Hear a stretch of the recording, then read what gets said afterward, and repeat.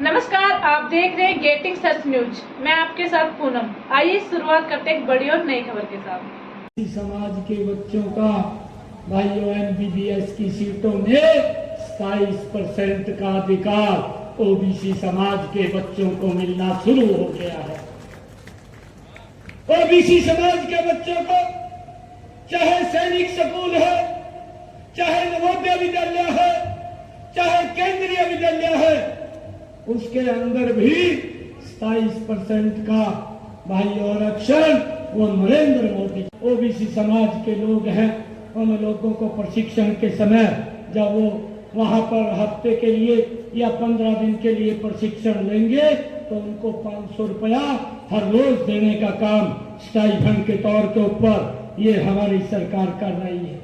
और भाइयों, मुझे ये भी खुशी है कि इसके माध्यम से जब उसका ट्रेनिंग पूरी हो जाएगी और जब वो घर जाएगा उसको एक एडवांस तकनीक की एक 15,000 रुपए की एक किट दे करके भेजने का काम भी ये नरेंद्र मोदी की सरकार कर रही है। और भाइयों, मुझे ये भी खुशी है कि 3 लाख रुपए तक के जो इसके अंदर लोन लेकर के काम करने का कार्य करता है, ऐसे लोगों को भी ओबीसी समाज के 5% ब्याज के ऊपर उनको दे करके आगे बढ़ाने का काम ये आदरणीय नरेंद्र मोदी जी की ही नीति कर रही है। भाइयों, ये प्रधानमंत्री जी का जो एक सोच रही है, उनकी सोच रही है सबका साथ, सबका विकास, सबका प्रयास और सबके विश्वास के साथ इस देश को मजबूती से आगे बढ़ाने का काम ये नरेंद्र मोदी की सरकार कर रही है। भाइयों, मैं आप लोगों को ये भी बताना चाहता हूं कि आदरणीय नरेंद्र मोदी जी ने लगातार इस भगवान विश्वकर्मा योजना के तहत जो हमारे प्रशिक्षित जिन्होंने ट्रेनिंग ली है उनको पैरों पे खड़ा करने का निरंतर कार्य जारी है और उनको नए काम खलवा करके वो भी अपने परिवार को आगे बढ़ा सके, उसको लेकर के योजनाबद्ध तरीके से उनको आगे बढ़ाया जा रहा है।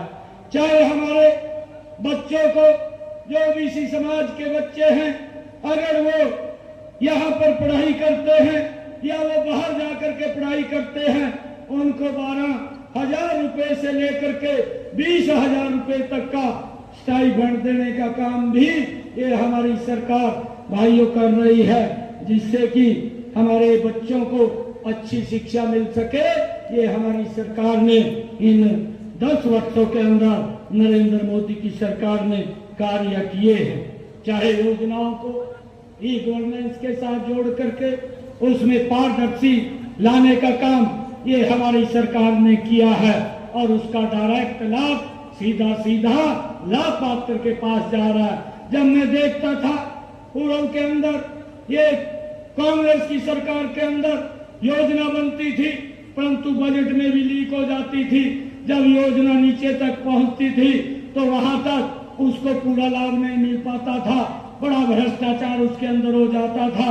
परंतु ई-गवर्नेंस के माध्यम से हमारी सरकार ने डायरेक्ट लोगों को लाभ पहुंचाने का काम किया है। मुझे ये भी खुशी है कि बैंकों के माध्यम से डायरेक्ट उनको लाभ मिल रहा है और ऑनलाइन के माध्यम से उनको कहीं चक्कर भी नहीं काटने पड़ रहे हैं। जब मैं देखता हूं कि ऑनलाइन के माध्यम से चाहे उसकी पेंशन की बात है, आज ऑनलाइन इस सिस्टम से इन पिछले 10 वर्षों के अंदर हमारी सरकार के अंदर 2,32,000 लोगों की पेंशन ऑटोमेटिक लग करके उसके घर के ऊपर आ गई है, उसको कहीं भी जाने की आवश्यकता नहीं पड़ी है। और ये लोग इस प्रकार का दुष्प्रचार करते हैं कि हम आएंगे इस पोर्टल को खत्म कर देंगे, परंतु जब ये पोर्टल को खत्म करने की बात करते हैं तो मुझे इनके मुंह से भ्रष्टाचार की बदबू वो दिखाई देती है कि भ्रष्टाचार को बढ़ाने का काम फिर करेंगे। और इसी पोर्टल के माध्यम से अगर किसी भाई का बीपीएल कार्ड भी बनना है तो उसको इस सिस्टम के साथ जोड़ दिया है, ऑटोमेटिक उसका बीपीएल कार्ड बन करके भी उसके घर के ऊपर आ जाएगा। भाइयों, ऐसी लगभग 300 स्कीमें हैं जो गरीबों के उत्थान के लिए हमारी सरकार ने ऑनलाइन उन तक पहुंचाने का काम वो कर रही है। और हरियाणा के अंदर तो ये हमारी जो ऑनलाइन सेवाएं हैं, ये 500 के करीब ऑनलाइन सेवाएं हैं जिनका डायरेक्ट लाभ व्यक्ति तक ऑनलाइन पहुंच रहा है, उसको कहीं दफ्तर के चक्कर नहीं काटने पड़ते हैं। भाइयों, मुझे ये भी खुशी है कि अभी मैं पिछले दिनों 3-4 रोज पहले मैंने श्रमिकों का एक बड़ा सम्मेलन जींद के अंदर किया था, और उस जींद के अंदर अभी 4 रोज पहले जो हमारे श्रमिक भाई थे, उन श्रमिक भाइयों के कुछ बेनिफिट्स थे जो रुके हुए थे, मैंने आकर के 80 करोड़ रुपया डायरेक्ट उनके खातों में उस बेनिफिट का पहुंचाने का काम ये हमने किया है, जिसका लाभ उन तक पहुंच रहा है। चाहे पंचायती राज संस्थाओं में हमारी सरकार ने जो एबीसी समाज के ए वर्ग के लोग हैं, उनको भी 8% का इसके अंदर प्रतिनिधि देने का काम ये हमारी सरकार ने किया है। और लगातार जो हमारे पिछड़े वर्ग के लोग थे, पूर्व की सरकारों ने उनको हाशिए के ऊपर ला करके पीछे धकेलने का काम उन्होंने किया है। उनकी सोच थी कि ये लोग आगे न बढ़ पाए और इनको भाइयों पीछे करने का काम ये कांग्रेस के लोगों ने एक योजनाबद्ध तरीके से किया है। भाइयों, आज मैं आप लोगों के बीच में आया हूं, और आज हमारे कर्णदेव जी ने ये कई मांगों का मांग पत्र मुझे दिया है, और इन्होंने आज मुझे ये कहा है कि मैं एक एक मांग को मैं इसके अंदर देखता हूं। इन्होंने क्रीमिलेयर की सीमा 6 लाख से बढ़ा करके केंद्र सरकार के बराबर की जाए और उसको सरकारी वेतन ना जोड़ा जाए। भाइयों, आज मैं ये घोषणा करता हूं कि जो क्रीमिलेयर की व्यवस्था है ये केंद्र की तर्ज के ऊपर होगी, ना तो इसमें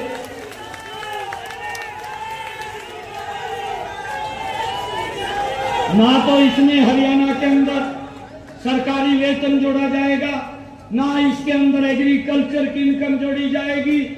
हमारे ओबीसी भाइयों को इसका पूरा लाभ 100% लाभ देने का काम ये हमारी सरकार करेगी। और भाइयों, इन्होंने एक और मांग लिखी है, ओएसडी के बारे में कहा है। भाई, मैं स्वयं आपके बीच में बैठा हूं, सारे ही मालक आप हैं। भाइयों, आपको कोई चिंता की जरूरत नहीं है। अगर आवश्यकता पड़ी हम पूरा सम्मान देने का काम करेंगे भाइयों। और जो इसमें आप लोगों ने लिखा है कि ओबीसी वर्ग को सरकार में उच्च प्रतिनिधि दिया जाए।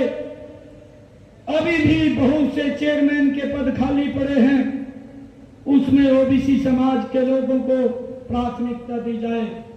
बिल्कुल, इस मैं सरकार के अंदर जो आपकी भावना है अध्यक्ष जी, इस भावना का पूरा सम्मान करते हुए पूरा सम्मान 27% के हिसाब से देने का काम हम करेंगे। और भाइयों, हमारे संगठन की भी आदरणीय कर्णदेव जी ने बात की है, क्योंकि पार्टी का अध्यक्ष होने के नाते मैं आपको आश्वस्त करता हूं कि पार्टी के अंदर भी ओबीसी समाज को उचित प्रतिनिधित्व दिया जाएगा, उसके अंदर कोई कमी नहीं रहेगी।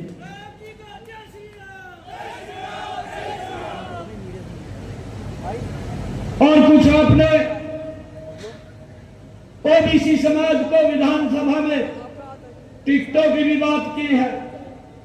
भाइयों, हमारा पार्लियामेंट्री बोर्ड इसको तय करता है, और हमारी पार्लियामेंट्री बोर्ड की माननीय सदस्य सुधा यादव जी हमारे बीच में बैठी है, हमें तो कोई दिक्कत नहीं है। मैं आप लोगों को ये कहना चाहूंगा कि आप अपनी वर्किंग करिए, वर्किंग करके कौन कौन सी सीटों के ऊपर हमारा ओबीसी समाज जो सीट को निकाल सकता है। भाइयों, हमें तो जीतने वाली सीट चाहिए, हम वो सीट भी देने का काम करेंगे। ये पूरी की पूरी सिफारिश, आप लोगों की पूरी सिफारिश हम केंद्र के अंदर इस बात को लेकर के मैं करूंगा कि ओबीसी समाज को विधानसभा के अंदर भी उचित प्रतिनिधित्व दिया जाए। इसके लिए आप लोगों के हकों की लड़ाई हम मजबूती से लड़ेंगे।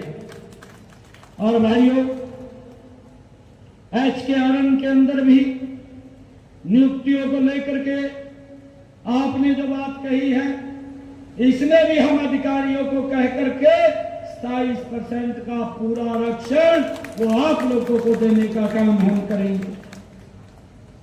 और भाइयों, एक आपने कहा है कि यूनिवर्सिटी में नौकरियां ओबीसी को आरक्षण पर मिले, इसकी भी व्यवस्था हम अधिकारियों से बैठ करके इसका क्या रास्ता निकलता है वो रास्ता हम निकालने का काम करेंगे। और भाइयों, एक और आपने मांग रखी है कि जो एडिड स्कूल कॉलेज हैं वहां पर भी ओबीसी समाज के प्रोफेसर्स लगने चाहिए। इसका भी रास्ता निकालने का काम हम करेंगे ताकि ओबीसी समाज के लोगों को उचित प्रतिनिधित्व मिल सके। एक आपने मांग रखी है कि ओबीसी के खाली पड़े पदों का बैकलॉग किया जाए। भाइयों, इसके लिए अधिकारियों को तुरंत बुला करके जितने भी ओबीसी समाज के बैकलॉग पड़ा है, भाइयों, उसको शीघ्र ही भरने के आदेश हम देंगे ताकि ओबीसी समाज के लोगों को इसका पूरा लाभ मिल सके। और भाइयों, आपने क्लास 1 और क्लास 2 की भी बात कही है।